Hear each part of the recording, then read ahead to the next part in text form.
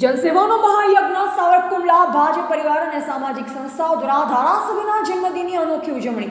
હોસ્પિટલોમાં ફ્રૂટ વિતરણ અને માનવ મંદિર આશ્રમમાં ભોજન સેવા આપી સમાજ સેવાનું ઉત્તમ ઉદાહરણ પૂરું પાડ્યું. સાવરકુંડલા ભાજપ પરિવાર અને વિવિધ સામાજિક સંસ્થાઓ દ્વારા સાવરકુંડલા લીલિયા વિધાનસભાના ધારાસભ્ય શ્રી મહેશભાઈ કસવાલાના જન્મદિનની અનોખી રીતે ઉજવણી કરવામાં આવી. આ જન્મદિવસને માત્ર ઉજવણી પૂરતો સીમિત ન રખાતા તેને જનસેવાને સમર્પિત કરવામાં આવ્યો, જેના ભાગરૂપે અનેક સેવાકીય પ્રવૃત્તિઓ હાથ ધરવામાં આવી. આ શુભ અવસરે સેવાભાવ સાથેની પ્રવૃત્તિઓમાં સિવિલ હોસ્પિટલ અને લલ્લુભાઈ શેઠ હોસ્પિટલ ખાતે દાખલ દર્દીઓને ફ્રૂટ વિતરણ કરવામાં આવ્યું. હોસ્પિટલમાં દાખલ દર્દીઓએ આ માનવતાવાદી કાર્યને હૃદયપૂર્વક બિરદાવ્યું. આ ઉપરાંત માનવ મંદિર આશ્રમ ખાતે આશ્રમના હરિના બાળકો માટે ભોજન સેવાનું આયોજન કરવામાં આવ્યું.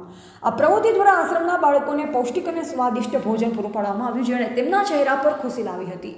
ધારાસભ્ય શ્રી મહેશભાઈ કસવાલાના જન્મસેવામય જન્મદિવસના કાર્યક્રમમાં શહેર અને તાલુકા ભાજપના પદાધિકારીઓ, નગરપાલિકાના પદાધિકારીઓ તેમજ વિવિધ સામાજિક અને શૈક્ષણિક સંસ્થાઓના પ્રતિનિધિઓ મોટી સંખ્યામાં ઉપસ્થિત રહ્યા.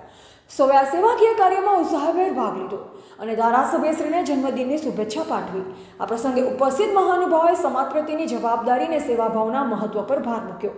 ધારાસભ્ય શ્રી મહેશ કસવાલાએ પણ આ ભગીરથ કાર્યોમાં સહયોગ આપનાર સૌનો આભાર વ્યક્ત કર્યો અને ભવિષ્યમાં પણ આવા સેવાકીય કાર્ય ચાલુ રાખવાની પ્રતિબદ્ધતા વ્યક્ત કરી.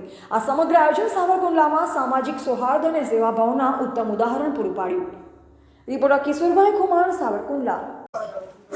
आज हमारे सावरकुंडला લીલિયાના લોકપ્રિય પ્રતિનિધિ એવા ધારાસભ્ય શ્રી મહેશભાઈ કસવાલાજીનો આજે જન્મદિવસ છે. એ નિમિત્તે સાવરકુંડલા ભાજપ પરિવાર તેમજ સામાજિક સંસ્થા અને શૈક્ષણિક સંસ્થાઓ દ્વારા વિવિધ સેવાકીય કાર્યક્રમોનું આયોજન કર્યું હતું. તેમાં સિવિલ હોસ્પિટલ ખાતે ફ્રૂટ વિતરણ, લલ્લુભાઈ શેઠ હોસ્પિટલ ખાતે પણ ફ્રૂટ વિતરણ કર્યું હતું. ત્યારબાદ અહીંયા માનવ મંદિર ખાતે હરિના બાળકોને ભોજન કરાવી અને આજના આ ધારાસભ્યશ્રીના જન્મદિવસની ઉજવણી અમે શહેર ભાજપ સંગઠન તથા સર્વે ભાજપ પરિવાર દ્વારા કરવામાં આવી હતી.